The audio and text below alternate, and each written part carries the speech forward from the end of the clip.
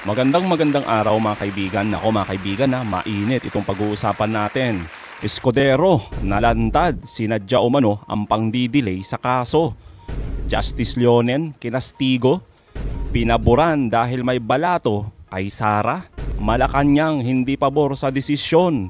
Matapos ang matinding desisyon ng Korte Suprema na paboran si VP Sara na ibasura ang impeachment dahil sa technicalities, abay Escudero at alipores ni Duterte nalantad ang di umano'y planadong galaw para ibasura ang kaso ng ating Vice Presidente.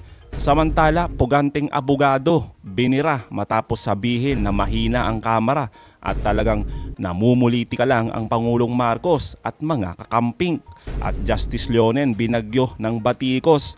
Nako, abangan nyo po yan.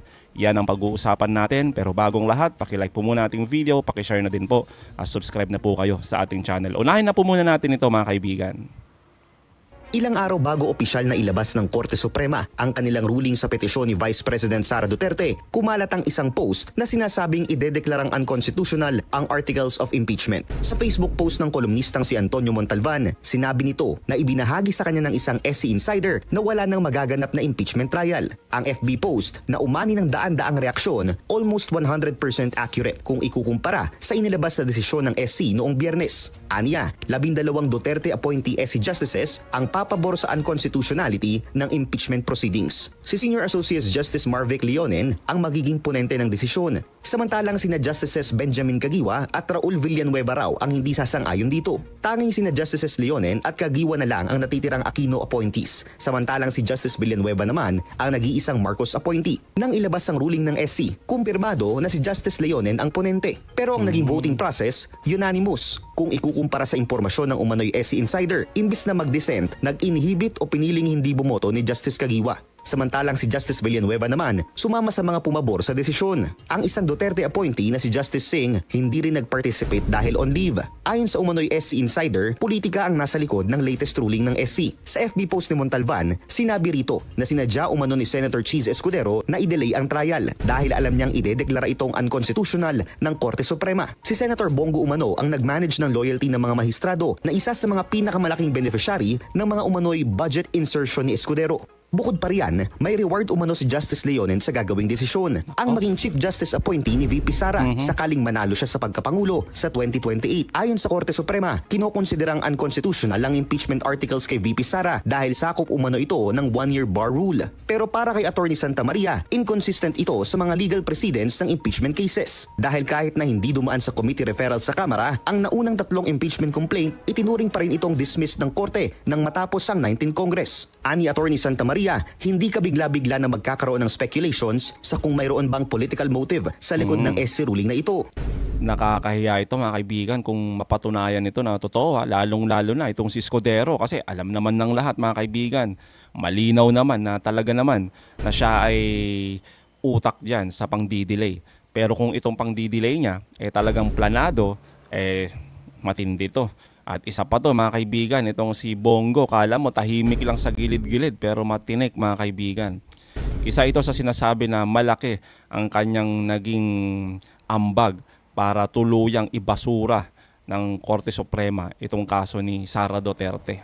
Matindi talaga ang galawan ng mga Duterte mga kaibigan.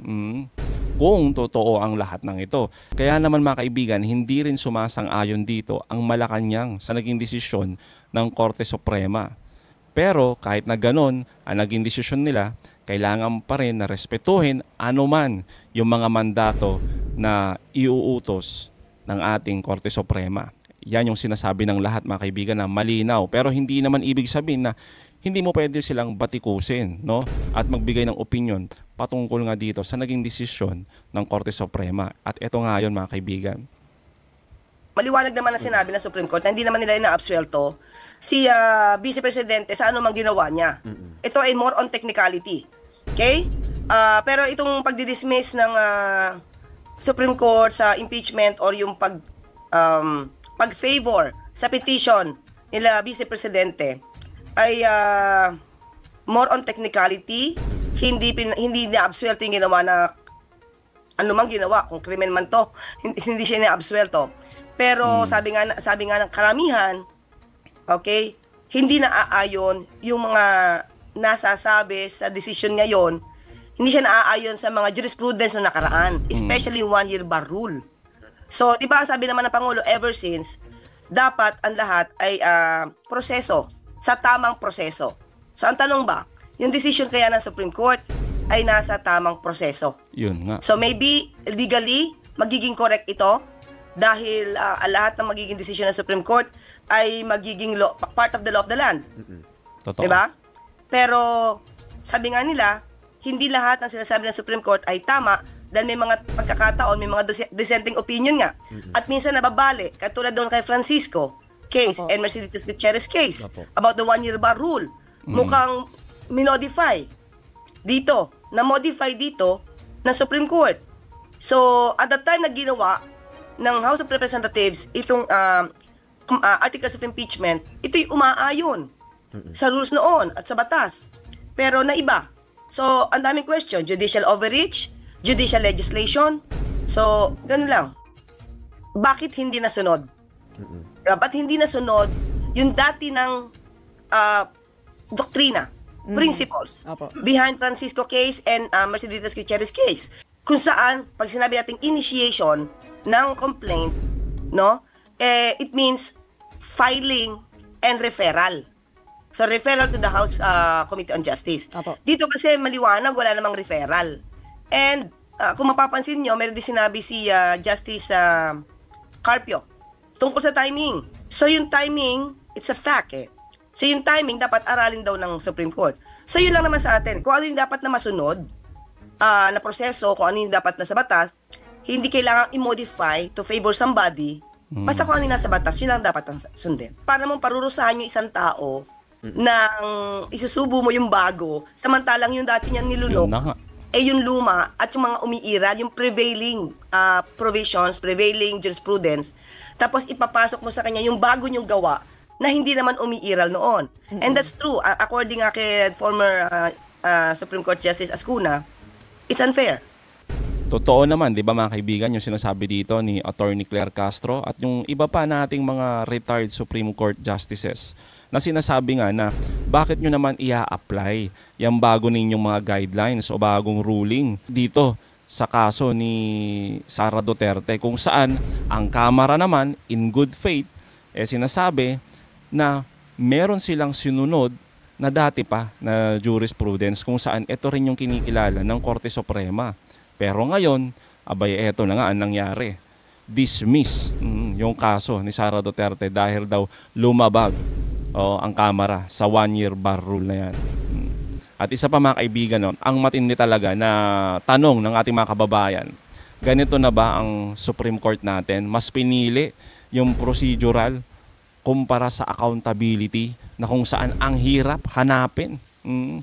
Kaya naman mga kaibigan, hindi maiwasan ng mga ilan nating mga kababayan, lalo na yung mga eksperto pagdating dito, na tanungin ang Korte Suprema, lalong-lalo na itong si Justice Leone, na bakit nga ba ang bilis na nagawa ito at nagkaroon agad ito ng desisyon na pinaboran mismo si Sara Duterte. Ang ina-assert ni Marvic Leone, aming absolute power for judicial review.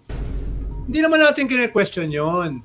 Pero yung judicial review, dapat ay kinokontrol mo kung ang iyong i-review ay impeachment at kayo ay impeachable persons. Diba? Ba't mo gagamitin unhampered ang iyong judicial review kung kayo mismo ay impeachable persons? Bakit mo gagamitin yan sa isang impeachment process na hindi pa nga practically nagsisimula?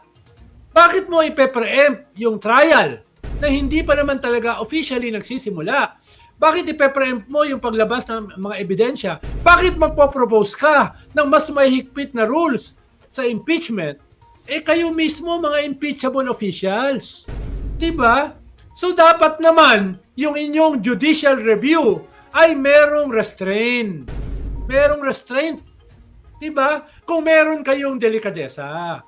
Totoo naman, di ba mga kaibigan, kaya nga hindi maiwasan ng taong bayan na mag-isip na talagang ang kinakatakutan ng grupo at kampo ni Sara Duterte ay itong mga hawak na ebidensya ng Kamara na makikita natin sa wakas sana ng taong bayan. Yung malalakas at matitinding ebidensya laban kay Sara Duterte. Sana may pagkakataon na tayo makita ang lahat ng ito, pero sa ngayon wala. Dahil nga sa naging desisyon ng Korte Suprema, kung saan mas pinili ng Korte Suprema na i-dismiss na lamang yung kaso laban sa accountability. Diba? Kung meron kayong kaunting circumspection, diba? Dahil ang mangyayari dyan, conflict of interest, grave abuse of discretion. Bakit i-emphasize nyo, gagamitin nyo ang inyong power of judicial review sa isang impeachment process na practically hindi pa nagsisimula bago lumabas yung ebidensya? Nasorpresa ako dun sa tindi ng pagkakasulat. Pati yung Article 11 ng ating konstitusyon about impeachment, binago ng Supreme Court. Nagulat ako ron. Mismo yung rules of impeachment na only Congress ang may karapatan na magbago, ay binago. Ang hirap ngayon mag-impeach dahil dyan.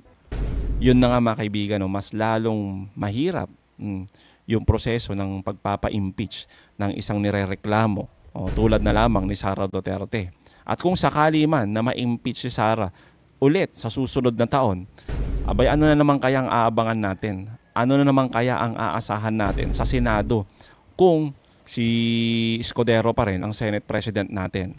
O di pa ulit-ulit lang. At bandang uli, dismiss.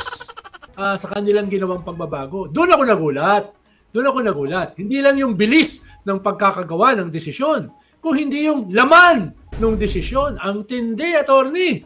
Hindi mo maiwasang mag-isip na ito ba ay bahagi ng isang plano?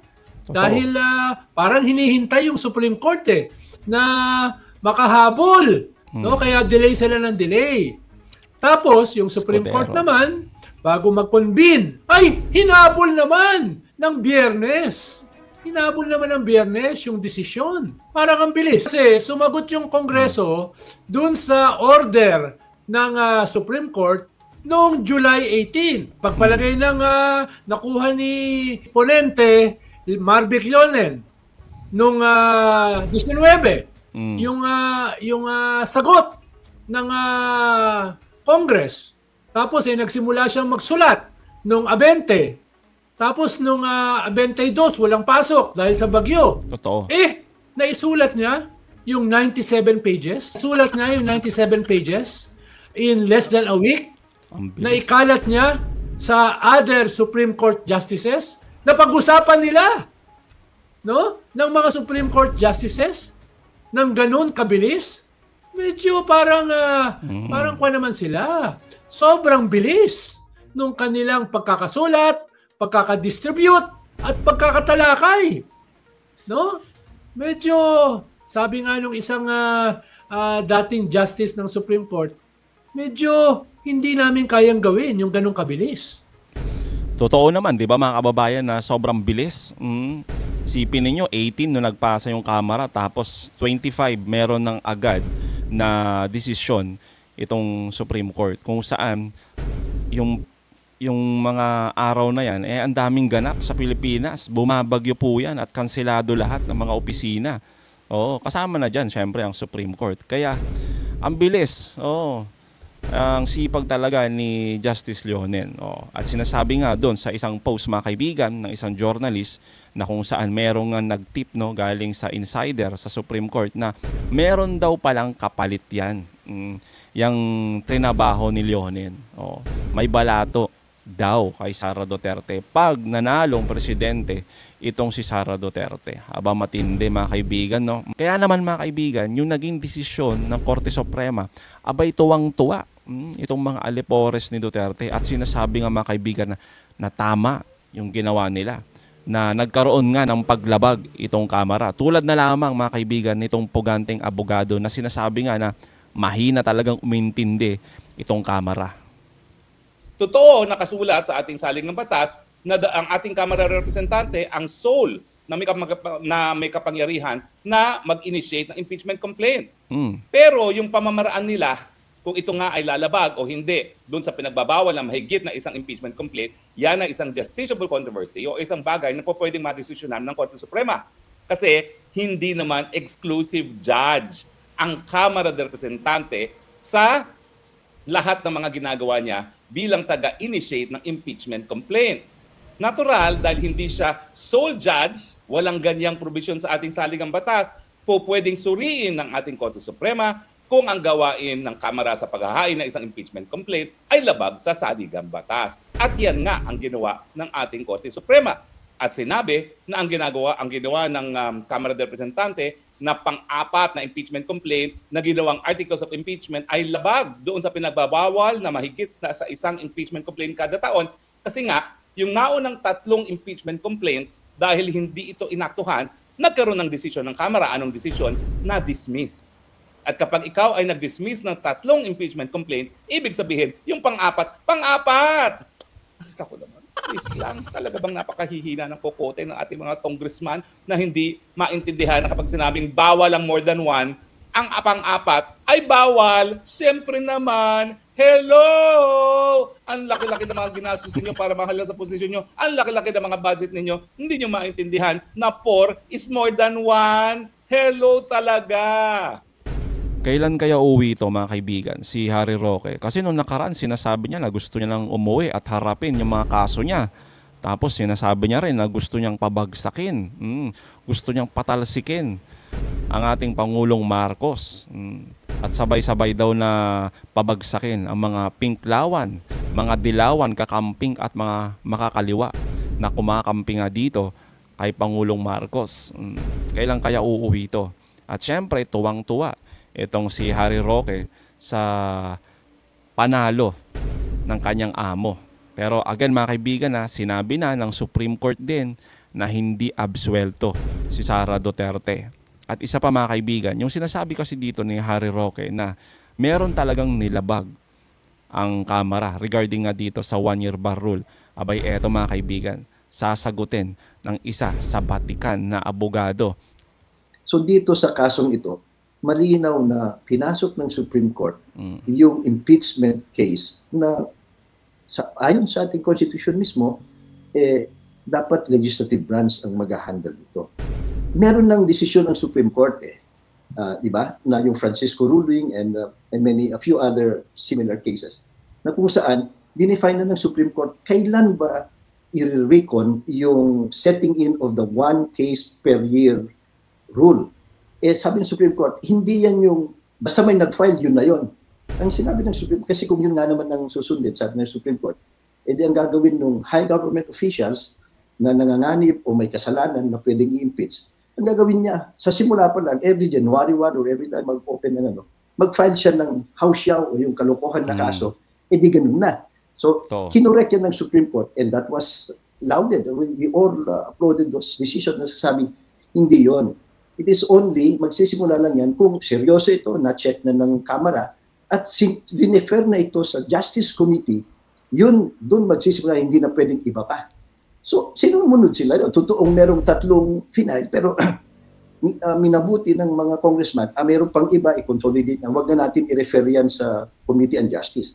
So, kung masusunod yung mga existing jurisprudence, edi, walang na-file. So, yung 1-year bar rule, hindi dapat nag-apply. So yun, pinalitan ng Supreme Court yon. Hindi totoo na inupuan nila na i-calendar within the 10 working days, calendar session days. So hindi lumabag ang dito, ang House of Representatives. So, taliwas mga kaibigan sa sinasabi ni Harry Roque. Ang ating poganting abogado na sinasabi na inupuan o na tinulugan ng Kamara yung 3 na nauna na reklamo laban nga dito kay Sara Duterte. Doon nagtataka ang kagaya namin, regardless of our political inclinations, mukhang iba ito, kakaiba. Para bang binago nila yung standards, settled standards ng grave abuse of discretion. Pangalawa, binago nila ngayon yung sarili nilang ruling. Hindi na yung ganun. Kasi ang pangatlo, ito sabi nila, dahil inabutan ng adjournment, deemed filed na yun. Again, yung deemed filed, wala yun sa konstitusyon. Pati nga yung nabanggit mo na nagdagdag ng, ito dapat ang ginagawa niyo. 7 additional guidelines, that's not their business. Malinaw naman mga kaibigan na yung mga naging paliwanag dito ng mga ilan nating mga batikan na abogado at mga ilan nating mga political analyst patungkol dito. Sa atin naman mga kaibigan, ang sinasabi lang natin dito, sana lang no, mas pinili ng Supreme Court yung accountability. Kasi nga ang hirap mga kaibigan nahanapin yan Ang hirap ipataw yan sa mga umano'y mga korap na politiko. Sana itinuloy pa rin yung impeachment trial para makita natin yung mga ebidensya. Yung mga panibagong ruling sana nila, sana mag-a-apply na lang sa mga susunod na mga impeachment case, hindi yung ngayon. No? Tapos mga kaibigan, sana din nagkaroon ng oral argument. Kumbaga, para magkaroon din ng sinasabi nila na due process at pakinggan din yung side ng Kamara. Pero mga kaibigan, tulad na lamang ng sinasabi ng ating Pangulo, ng Malacanang, ng ilan nating mga senador, mga retired Supreme Court justices, mga legal luminaries, mga political analysts. Sinasabi lagi mga kaibigan, kailangan nating respetuhin anuman ang desisyon ng Korte Suprema. Kahit hindi pumapabor sa mga pro-impeachment, kailangan pa rin respetuhin ang desisyon ng Korte Suprema. Malinaw po yan. Pero hindi naman ibig sabihin na pinipigilan tayo na magbigay ng sarili nating opinyon, pananaw at batikos sa Korte Suprema. Malinaw din po yan. So mga kababayan, anong masasabi nyo patungkol dito? Comment down below. Again mga kaibigan huwag niyong kalimutan, i-like at i-share itong mga video. Hanggang sa muli, kita-kita ulit tayo mga kaibigan.